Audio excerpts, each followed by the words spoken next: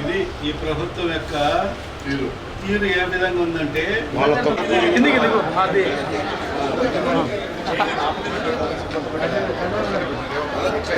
దారి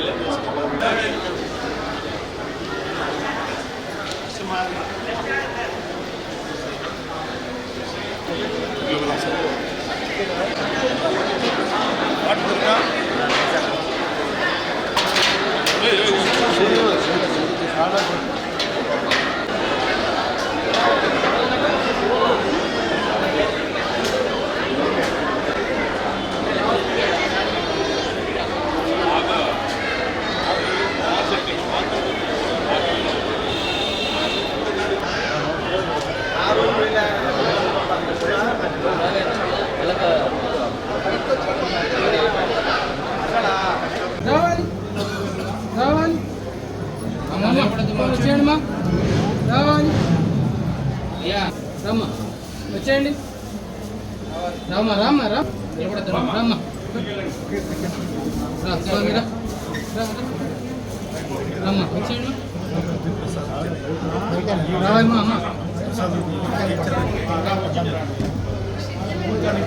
మంచి బుద్ధి ప్రసాదించండి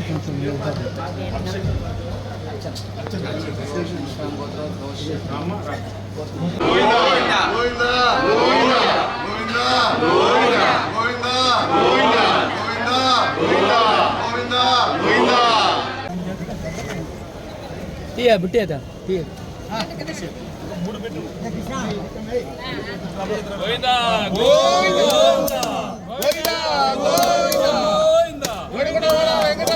గోవిందా గోవిందా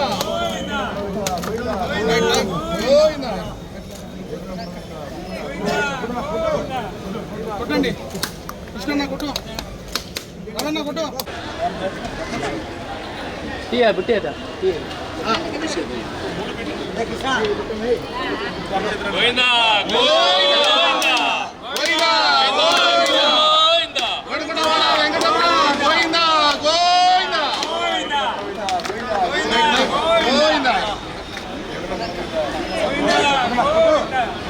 కొట్టండి కృష్ణన్న కొట్టు సార్ అటు పక్కన sir media point. Tirumala Tirupati దేవస్థానం అనేది శ్రీ వెంకటేశ్వర స్వామి కేవలం మన రాష్ట్రమే కాకుండా దేశమే కాకుండా ప్రపంచంలో ప్రసిద్ధిగాంచిన దేవాలయం.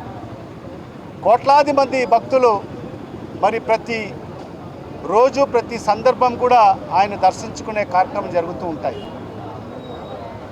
మరి ఎంతో పవిత్రంగా భావించే తిరుమల తిరుపతి దేవస్థానాన్ని అపవిత్రం చేస్తూ మరి ఒక నీచుడిని కీచకుడిని మరి ఆ దేవస్థానం యొక్క చైర్మన్ని చేయడము మరి ఈరోజు మనమందరం చూసాం.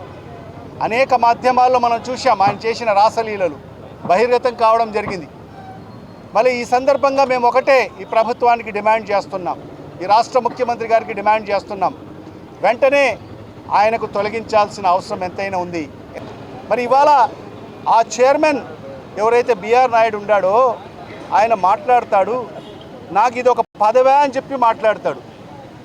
నాకు అనేక వ్యాపారాలు ఉన్నాయి, నేను కోట్లాది రూపాయల వ్యాపారాలు చేసుకునేవాడిని, అవన్నీ కూడా వదిలేసి వచ్చి ఇక్కడ పని చేసుకుంటున్నానని చెప్పి మాట్లాడుతున్నాడు. అంటే తిరుమల యొక్క ప్రతిష్టను ప్రతి సందర్భంలో కూడా ఆయన మాట్లాడిన ప్రతి సందర్భంలో కూడా తిరుమల యొక్క ప్రతిష్టను దిగజార్చే కార్యక్రమం చేస్తున్న పరిస్థితి మనకు స్పష్టంగా కనిపిస్తూ ఉంది.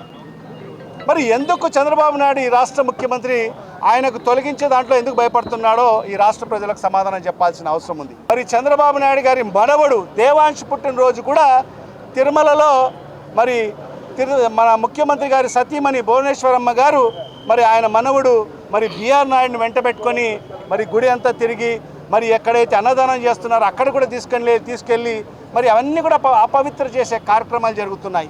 మరి ఇవన్నీ కూడా మరి అన్నీ అరికట్టాలంటే ఖచ్చితంగా బిఆర్ నాయుడుని ఆ పదవి నుంచి తొలగించాలి. ఎందుకంటే ఆయనకు సిగ్గు అయితే లేదు, బిఆర్ నాయుడుకి సిగ్గు లేదు. మరి ఎందుకంటే ఇప్పుడే మా ఎమ్మెల్సీ గారు చెప్పారు, ఆయన సిగ్గుతో బాధపడి ఆయన రాజీనామా చేయాలి, స్వచ్ఛందంగా రాజీనామా చేయాలి, చంపలేసుకోవాలి, ఈ రాష్ట్ర ప్రజలందరూ కూడా క్షమించమని చెప్పి కోరి మరి ముందుగా ఆయన పదవికి రాజీనామా చేయాలి. మరి అలా చేయకోకుండా మరి ఈయన ముఖ్యమంత్రిగా ఆయనకు తొలగించుకోకుండా మరి ఆయనకు కొనసాగించుకుంటూ ఆయనతో పాటు చట్టపట్టాలు వేసుకొని తిరగడం ఎంతవరకు సమంజసమో ఈ రాష్ట్ర ప్రజలకు సమాధానం చెప్పాల్సిన అవసరం ఉంది.